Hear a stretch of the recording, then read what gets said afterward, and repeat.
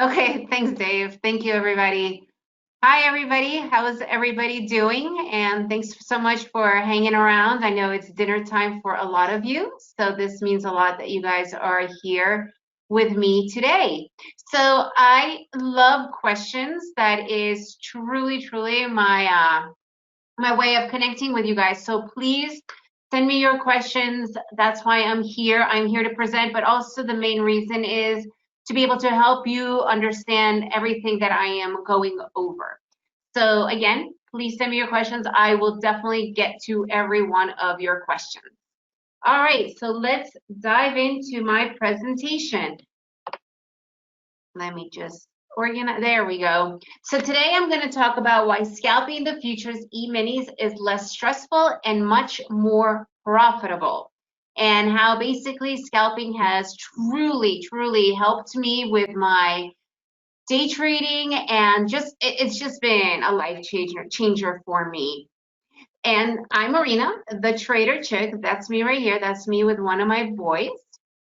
And I have a confession to make for you guys. I am a scalper. I'm not sure if a lot of you guys know what a scalper is, but one thing I can tell you is that it's a lot better than it sounds. When I first heard the word scalper, yeah, I'm not going to tell you where my mind first went in the first place.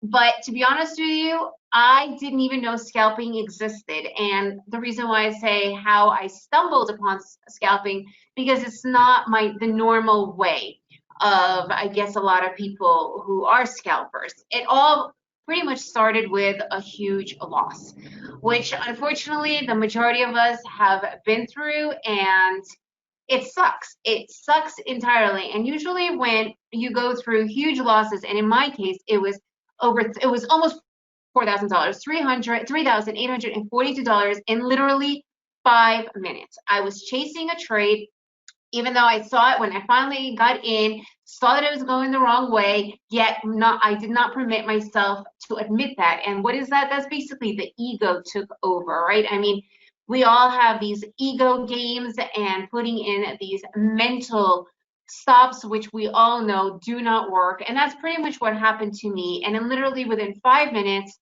I ended up losing almost $4,000. This was the third time in 2 months. This was over 6 years ago.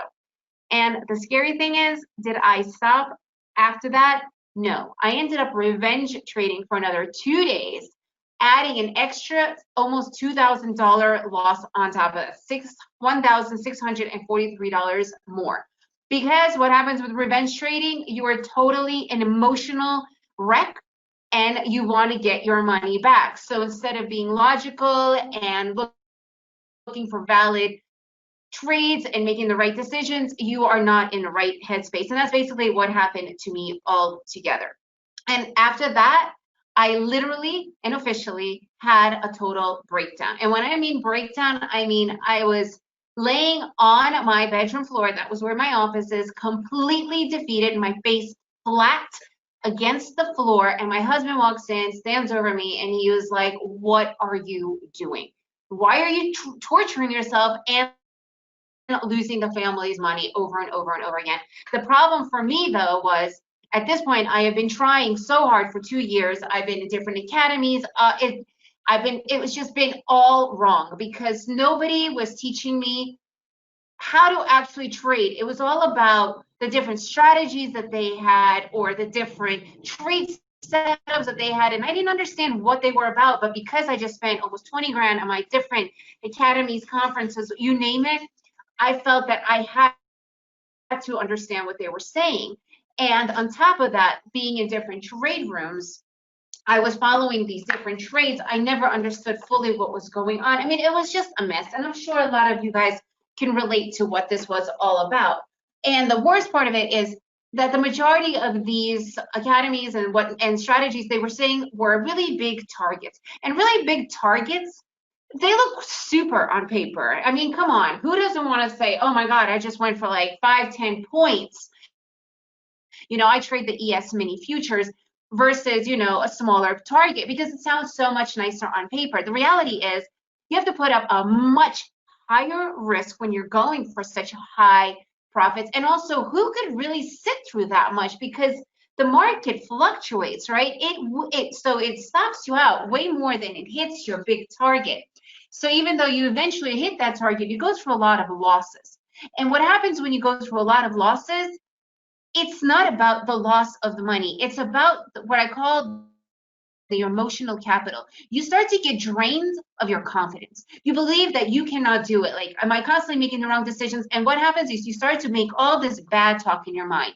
So after 2 years of doing this, my mind was just trashed. And this last defeat it just put me over, right? And I literally had a total breakdown. And what happens when you have breakdowns? Basically, two decisions come up when you have a breakdown. One is you quit, you get out. And I'm not talking about day trading, I'm talking about in life in general, right? We have had forks in the road where we've had breakdowns, or whatever it is. And the fork, so basically it's a fork in the road, right? You either quit, you totally stop what you've been trying and working so hard on, or you have a breakthrough. And I'm sure a lot of you guys have heard, I had my breakthrough after my breakdown, right? Or breakdowns lead to breakthroughs. So what happened to me was, I don't know if any of you guys have ever seen Nacho Libre. This is one of my family's most favorite movies. If you haven't, I really recommend go and check it out. It's so funny. It's crazy. So Nacho is, he wants to be a luchador, which is a wrestler. Lucha Libre, it's a Mexican, whatever, wrestling thing. And and he's horrible. And there's this one point where he's standing in church and he's praying to God and he's saying, Lord, why did you make me want to be a warrior so much and made me be so terrible at it? And I literally felt like Nacho, because I had this massive, massive desire, passion to be a day trader, and I just felt like I was just terrible at it. So I got Nacho. He ended up winning, not only winning, but like winning to be the best. And basically, I had a breakthrough. And that's why I am able to be here with you guys right now. After my breakthrough, after my breakdown, I did take about 2-3 months off entirely. I had to get away to completely like clear myself of all the emotional attachment and all the stories and everything that I had going on. So when I finally said to myself, I am going to come back, but this time I came back with a completely different mindset. First of all, I had 3 monitors going on. I removed all of them except for one. I am now trade on one chart. I also had about 10 indicators. And when I came back, I stripped my entire indicators completely. I literally was just watching the bare naked charts, right? Because a lot of times, what we forget is to literally just understand what is happening right in front of us, instead of putting all these complex strategies that we're being told are the right ones to do.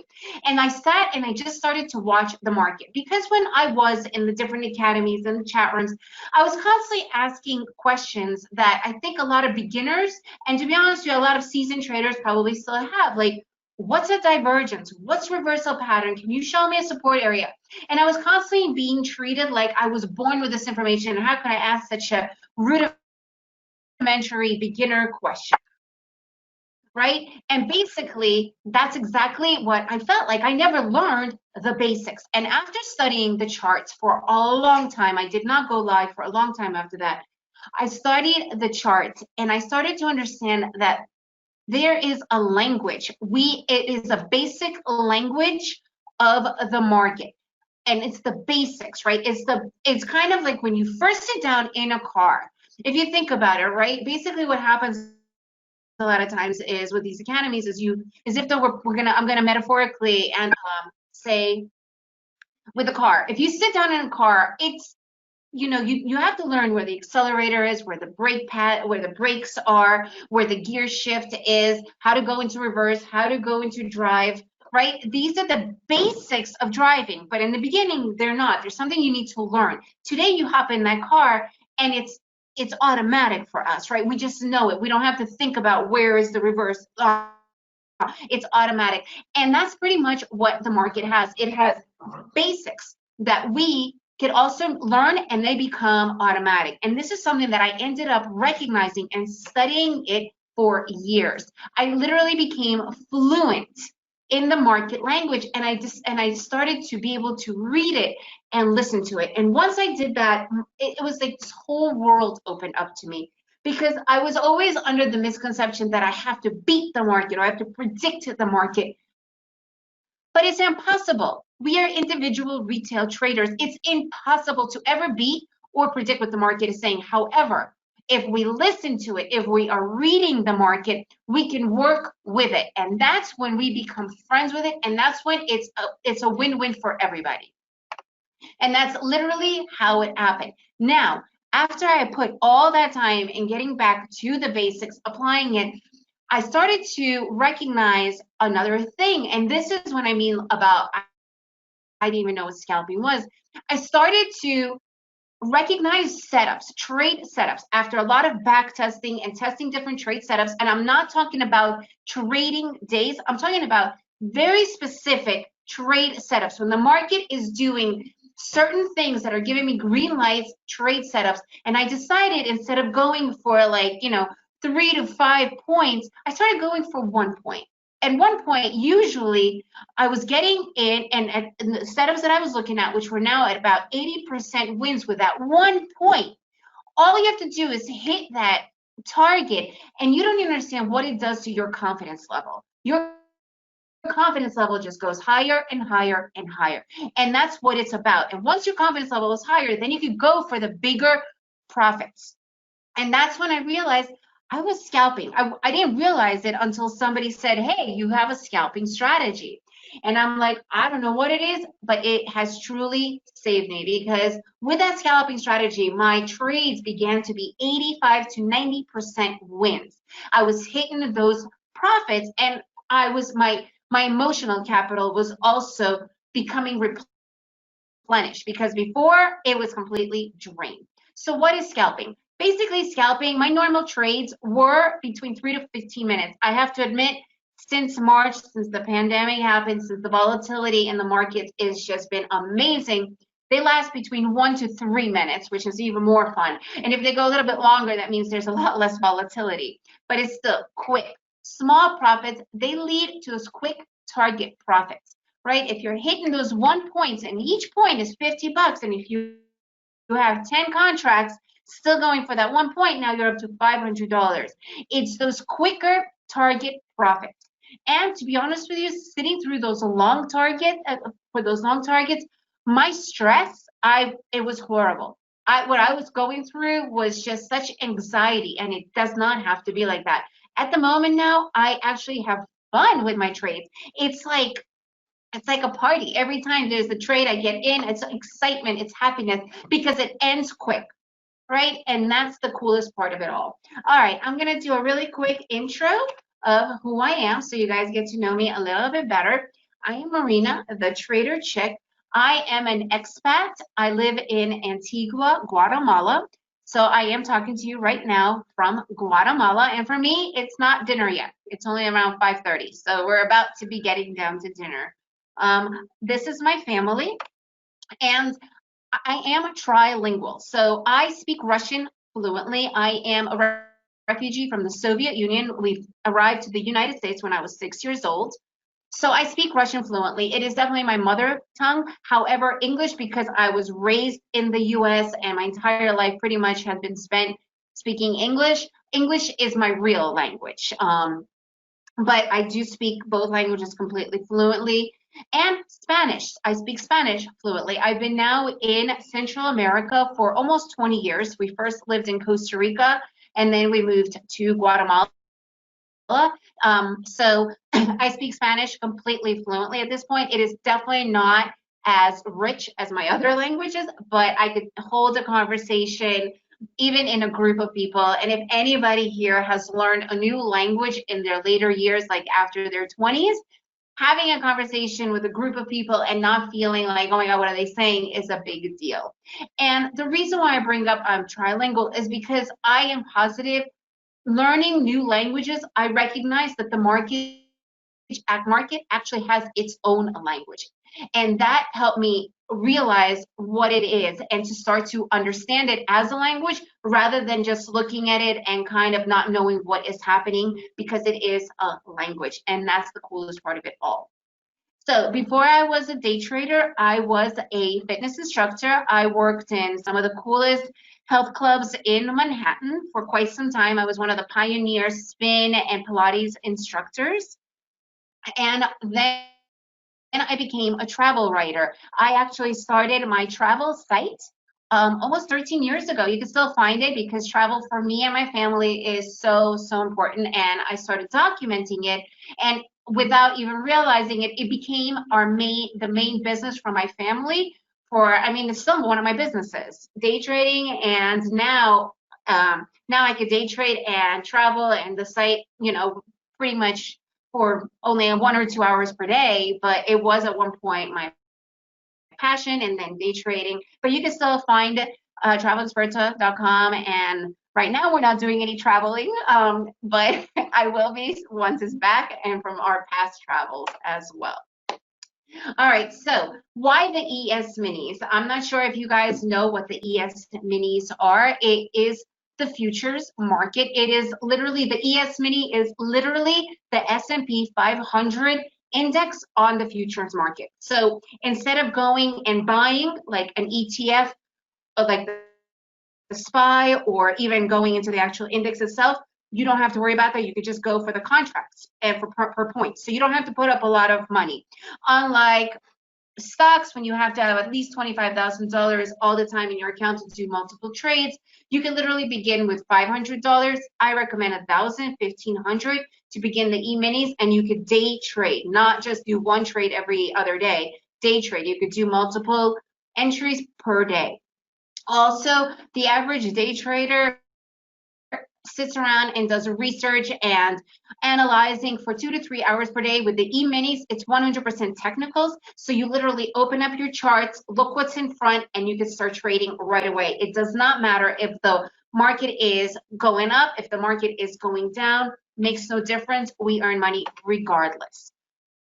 Again, the majority of stock traders, they usually have 3 to 5, maybe even more charts, because they're looking at so many different instruments and positions. With the E-mini, I went to 2 indicators and 1 chart. I'm going to show you that in just a couple of minutes. And again, the average stock trader, they spend 7 to 10 hours all together. First researching, analyzing, then sitting and watching the different instruments. I am literally done within an hour, hour and a half. And I know that sounds really pretty and romantic. The reality is, when you're scalping, you are very, very much hands-on, full-on, in the moment.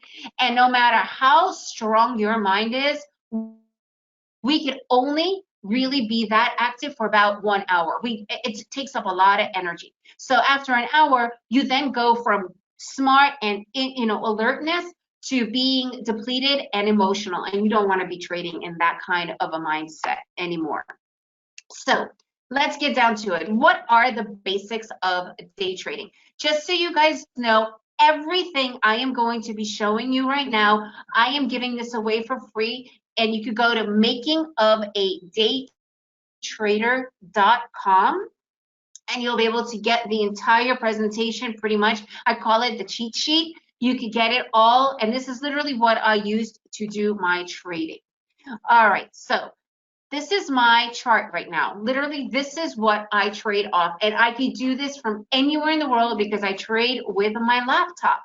I do not have a desktop. I do not have multiple monitors anymore. This is it. This is my entire chart right here. I use 2 indicators. You'll see these 3, even they're like 1 indicator, they're EMA lines, and then the bottom here is my MACDs.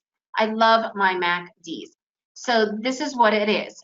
My EMA lines is the 20, 52, and 135 periods, and the MACDs.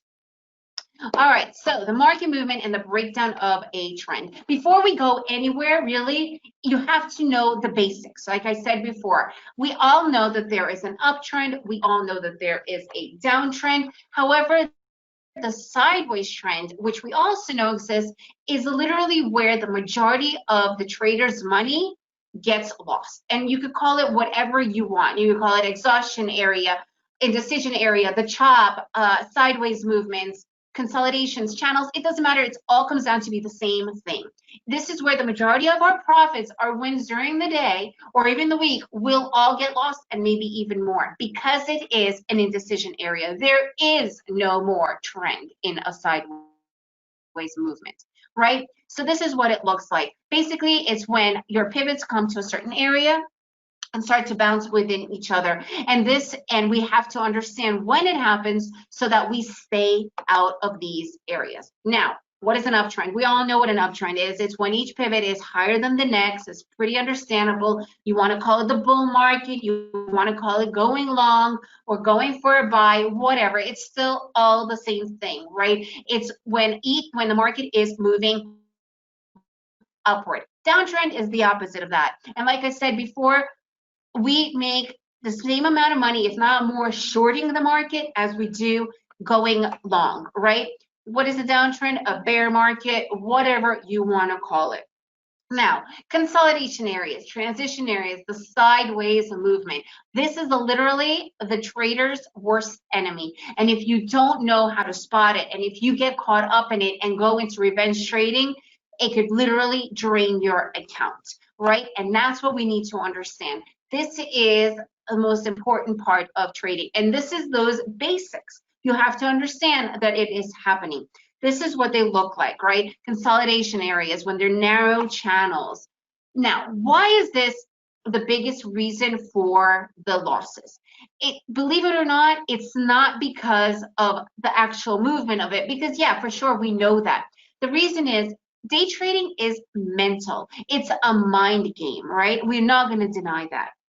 So what happens when you're in a trending market? It could be going up or going down. You have two kinds of traders. You have the kind of trader that is the trend is your friend type of trader. And when they see a consolidation, they're starting to come up with a story. You know what? The market's been going up all day. I'm going long. Or you have the other kind of trader, and that's actually me. I'm the contrarian kind. When there's a strong market going up, it's got to retrace. It's got to correct. So what I was doing is going for the opposite. In this case, I would have been looking for the short.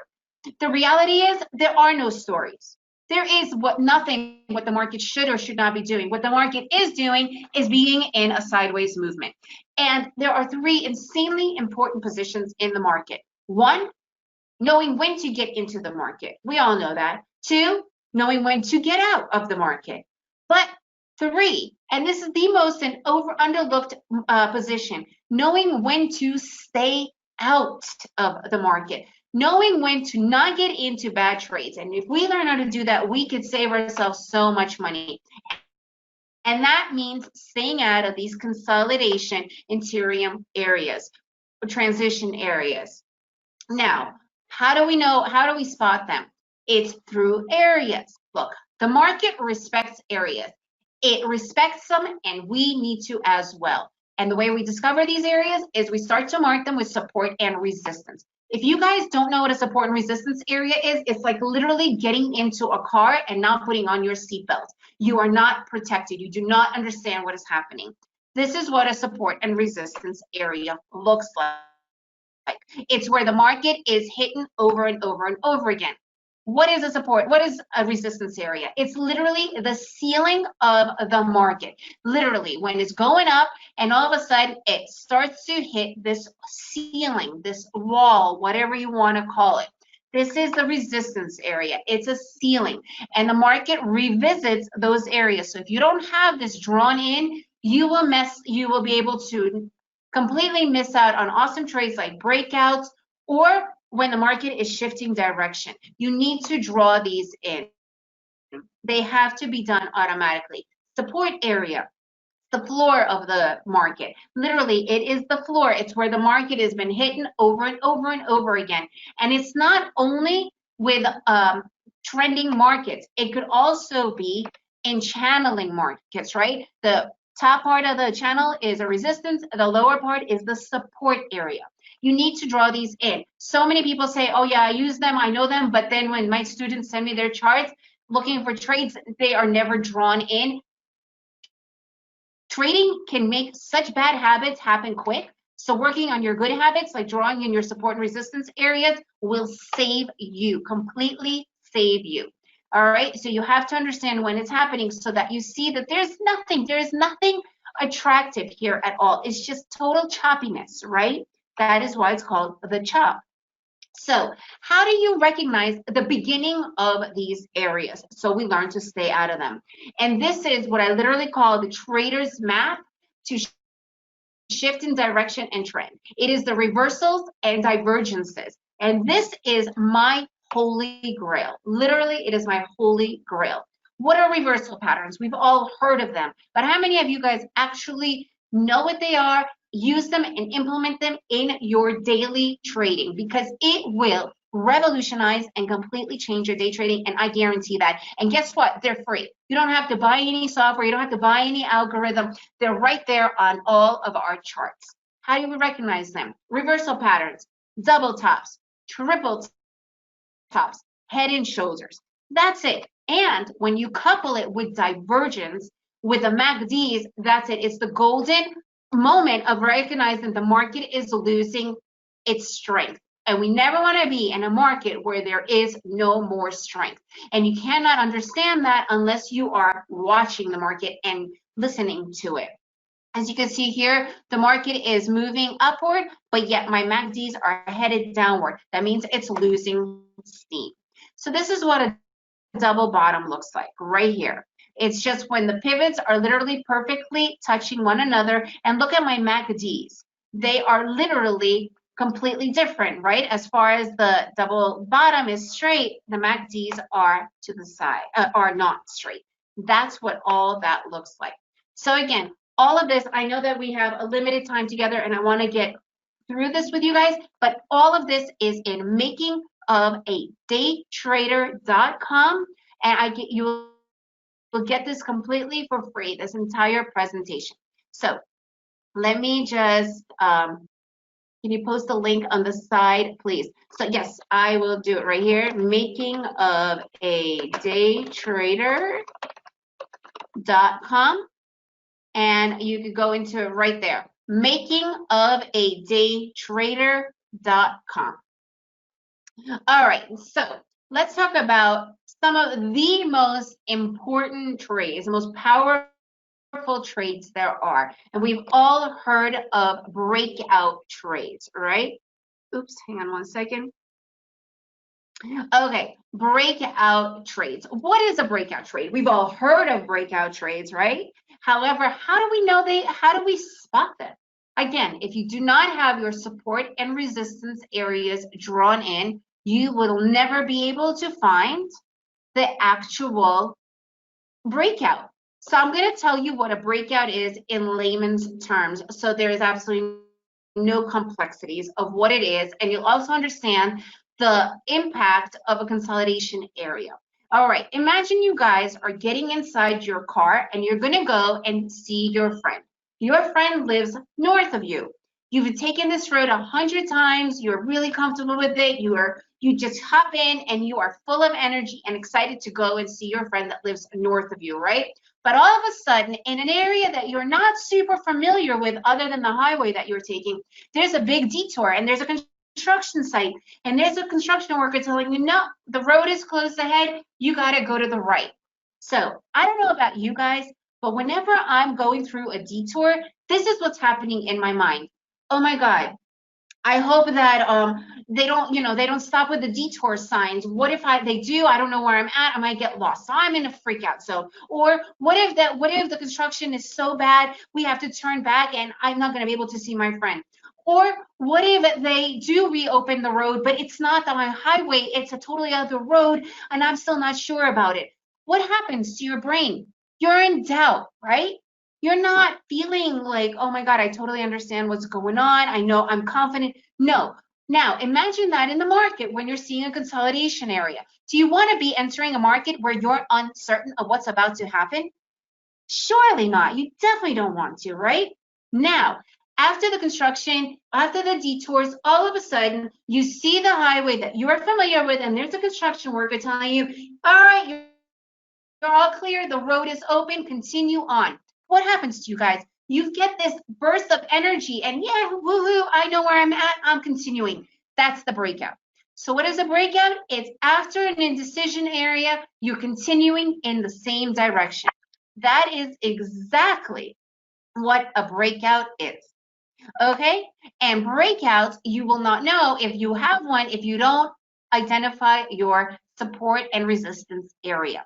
And this is where you can take the best trades, because after the breakouts, we know that there is a burst of energy in the market, and that's exactly what we are looking for.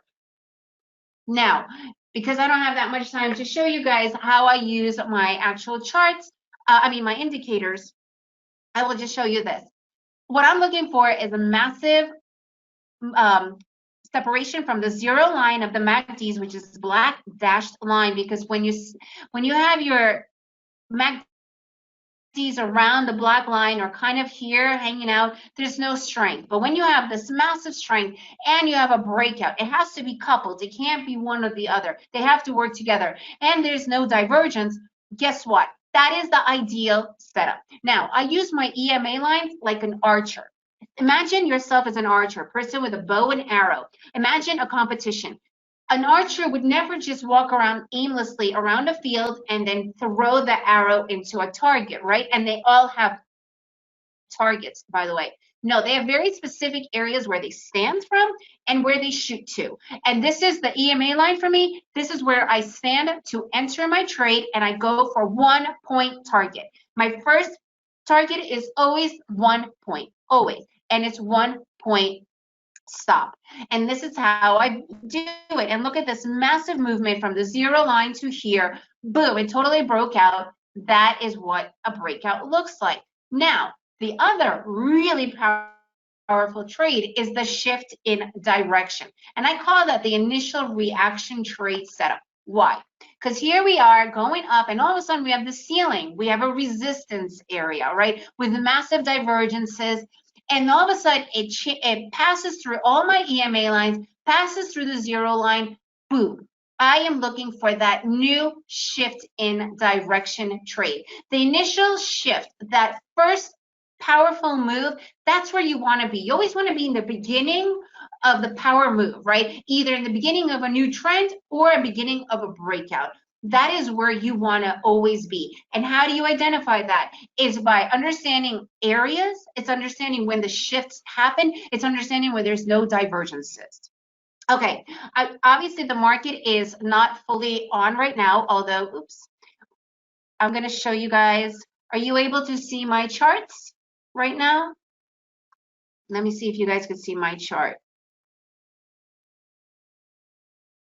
All right, in the meantime, I'll answer a question. Okay, cool. What indicators do you use and what values of parameters? Okay, so I don't know what the values of parameters means. I'm not really understanding that question, but my indicators are the purple. These are 3 EMA lines. EMAs are exponential moving averages. You have the 20 period, which is obviously a shorter period, the 52 period, which is a little bit longer. This is my main one. And then I use my 135 EMA line, which is much bigger. It's almost double the period, right? For the exponential moving averages. And I use my MACDs. And my MACDs, they are the most basic indicators you could have. So here we go. You guys could look at it right here. Can you see this indicator area? So my MACDs, pretty much 12, 26, 9. They are the most universal ones. Now, when you do get your MACDs, you get 3 different things happening right away. One, you get your average, and the other one is difference and the MACDs. I remove the average and the difference because for me, I like it simple. I don't need that. That is just white noise for me. Okay. No, I do not use 3-minute charts. Sorry, my dog is going crazy. I use the 6-10 tick chart. This is the time zone. It's not actually a time frame. What it is each bar has 610 ticks. What are ticks? They're transactions. So it's such a cool thing. Like after I came back and stripped my charts of all these stupid indicators, one thing I realized, when you use a tick chart, you can remove the volume indicator. The volume indicator is a lagging indicator. However, when you are doing live tick charts, you are seeing the exact amount of volume that is happening in the moment. And it's right there, and it's awesome. You'll see if the ticks are moving quick, that means there's a lot of volatilities. If they're moving super slow, do you really want to be in a market that has very little volatility? Definitely not.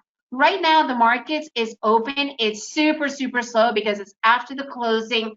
It's not really into the nighttime yet, but it is open. You can trade. I just don't like to trade when it's this slow.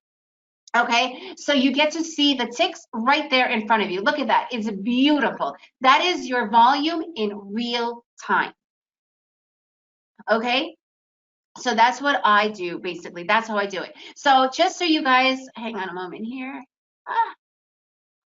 Hang on a second. Oh my God, I'm stuck. Right, there we go. All right, so here is my chart. This is what I look at whenever I sit down at my charts. All right, and how would I draw in? So here we have a very significant resistance area, and we have a significant support area. I know that this is a channel, right? This is obviously a channel. It was moving up. It has that resistance. It has that support. And then not only does it break out, it's shifted direction. I would be looking to enter right here. That is how I look at my charts, right? Here is a support area that turned into a mini resistance area. Basically, it just bounced off and continued in that same direction, right? There's no divergence here. However, there is divergence starting to come around here. And this is when I start to be like, okay, you know what? When there's divergence, I'm not going for it anymore, because at that point, there is weakness in the market, and that's exactly what took place. Okay, hang on a second. I think there's some more questions. Which contract do you trade? I use the ES. It's right here. The ES mini. I think that's what you mean, Jeff, right? About which contract I trade. So I only focus on the ES minis. I absolutely love them. I think it's one of the most fluid moving markets that is out there. And it's one of the best ones that I prefer. Do you trade it up to the final day or rollover? So I day trade. I'm literally within 1 to 3 minutes of a trade. So I don't ever hold on to any contract for a long period, right? That's overnight. That's not day trading anymore. I don't ever trade on rollover days, because at that point there are 2 contracts being open, and I don't want to be in a decision area. I don't know which contract is stronger than the other. So I wait until it rolls over and go into that next day. What time during the day do you normally trade? So I love to trade either in the morning session or the afternoon session. That's usually because the ES is the S&P 500. It is a US market, so the majority of the traders that trade it usually are, you know, when Wall Street or the CME opens up, pretty much. However, it opens with Wall Street time, even though it is a Chicago Mercantile. I'm not sure why that works like that, but it is the way it is. So because I'm in Guatemala, I can't get to the morning session right now. I'm 2 hours behind. So I do the afternoon session, which is after lunch, which is usually around 1 to 3:30 p.m. Eastern, around there, right? I normally only spend about an hour of that. Mike, you trade Forex. What platform do you use for the tick charts? So every single platform that is a good platform has tick charts. This is not anything special. Ticks are a completely normal thing to use. So I don't know what your platform is for the Forex, but any of them do. I personally use NinjaTrader, but every single platform has tick charts available.